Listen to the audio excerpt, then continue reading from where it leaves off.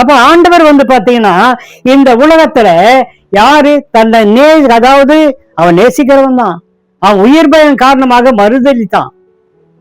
ஆனாலும் கூட அந்த மறுதலித்த பேதுருவுக்கு தன்னுடைய ஊழியத்தை கொடுக்கிறார். உலகத்தில் சுற்றித் திரிந்த நாட்கள் எல்லாம் தன்னோடு கூட இந்த இருக்கிற மக்கள் எல்லோரையும் தன்னுடைய மந்தைகளாக பாவங்களை உணர்த்தி அவர்களை மனம் திரும்பும்படியாக அழைத்தவர், அன்பு பாராட்டினவர், அநேகரை சுகப்படுத்தினவர், அநேக பேய் பிசாசுகளை, பில்லி சூனியத்தை, ஏவல்கள் எல்லாவற்றையும் நிர்மூலமாக்கி போட்டவர், இந்த மக்கள் மீது அன்பாயிருந்தவர். அவர்களை மேய்ப்பதற்கு ஒரு ஆள் தேவை என்று சொல்லி இந்த கல்லின் மேல் என்னுடைய சபையை கட்டுவேன் என்று ஏற்கனவே சொல்லி இருந்தவர் இப்பொழுது அதை நிறைவேற்றுகிறார்.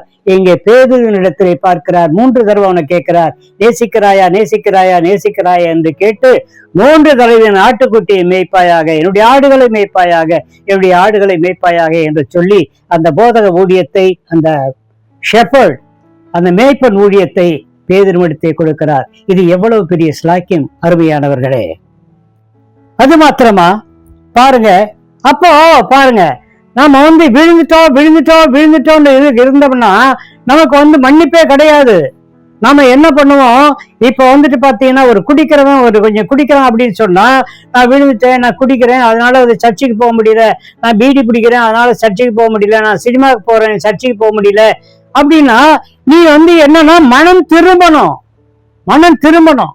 எப்படி பேதுருவுக்கு ஒரு மனமாற்றம் வந்ததோ அதை போல நீங்க இயேசுவை நேசிக்க ஆரம்பிக்கணும். அப்படி இயேசுவை நேசிக்க ஆரம்பிச்சா அவர் மன்னிக்க தயை பெருத்தவராக இருக்கிறார். அருமையானவர்களே, இன்றைக்கு நீங்கள் ஏதாவது ஒன்றிலே தவறி இருக்கிறீர்களா? அதன் காரணமாக சபை கூட்டத்திற்கு போகாமல் நீங்கள் தடைபட்டு இருக்கிறீர்களா? நீங்கள் யாரிடமாவது சண்டை போட்டதுனாலே நான் சண்டை போட்டு விட்டேன், நான் திருவிருந்திலே கை வைக்க எனக்கு பாத்திரவான் இல்லை என்று நினைக்கிறார்களா? இன்றைக்கே திரும்புங்கள், மனம் திரும்புங்கள். கர்த்தரிடத்தில் அநேக மன்னிப்புகள் உண்டு. அவர் மன்னிக்கிற தேவனாய் இருக்கிறார். ஒரு சகோதரன் தவறு செய்தானே 70 தடவை மன்னிக்கிறேன்னு சொல்றார். மறுதலித்தவனுக்கு 3 தடவை அவனை கேட்டுட்டு, அடி என்னுடைய ஆடுகளை மேய்ப்பாயாக என்று போதக ஊழியத்தை, ஒரு மேய்ப்பனுடைய ஊழியத்தை கொடுக்கிறார். அது மாத்திரமல்ல, கடைசியாக அருமையானவர்களே, நாம பார்க்கிறோம், வெளிப்படுத்தின விசேஷத்துல பார்க்கிறோம். வெளிப்படுத்தின விசேஷத்துல இங்க பாத்தீங்கன்னா 2ஆம் வெளிப்படுத்தின விசேஷம் 2ஆம் அதிகாரம். இந்த 2ஆம் அதிகாரத்துல பார்க்கின்ற பொழுது ஒரு காரியத்தை மிகவும் தெளிவாக கொடுக்கப்பட்டிருக்கிறது. நான் சொன்ன இதுவரைக்கும் நான் பேசின காரியங்களில இது ஒரு முக்கியமான ஒரு காரியம். நான் வெளிப்படுத்தின விசேஷம் இதோட பைபிளினுடைய அந்த கடைசி அதிகாரம் முடியுது. கடைசி அதிகாரம் இல்ல, கடைசி புத்தகம் முடியுது. வெளிப்படுத்தின விசேஷத்தோட முடியுது. 66 புத்தகத்துல 66வது புத்தகம்.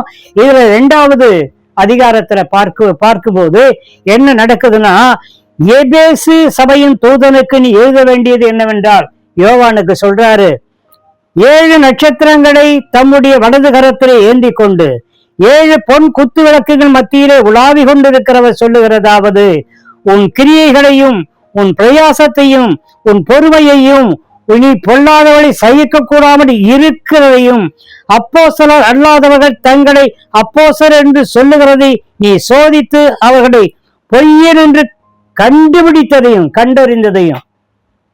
நான் எதான் பார்த்தேன், என்னதான் செஞ்சேன் சொல்றார்.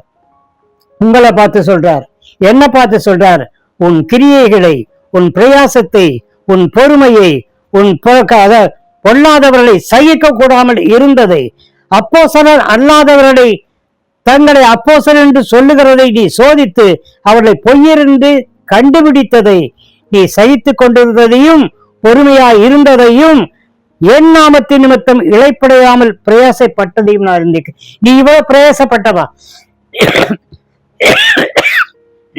சாரி, நீ ஆண்டவரை ஏத்துக்கிட்ட, ரட்சிக்கப்பட்ட, ஞானஸ்தானம் பெற்ற, இத அபிஷேகம் பெற்ற, அந்நிய பாஷை பேசினேன், பல தீர்க்க தரிசனங்கள் சொன்னேன், பல இடங்களில் போய் பிரசங்கம் பண்ண, ஆராதனை பண்ண, எல்லாம் செஞ்ச, எல்லாரையும் திருத்தின.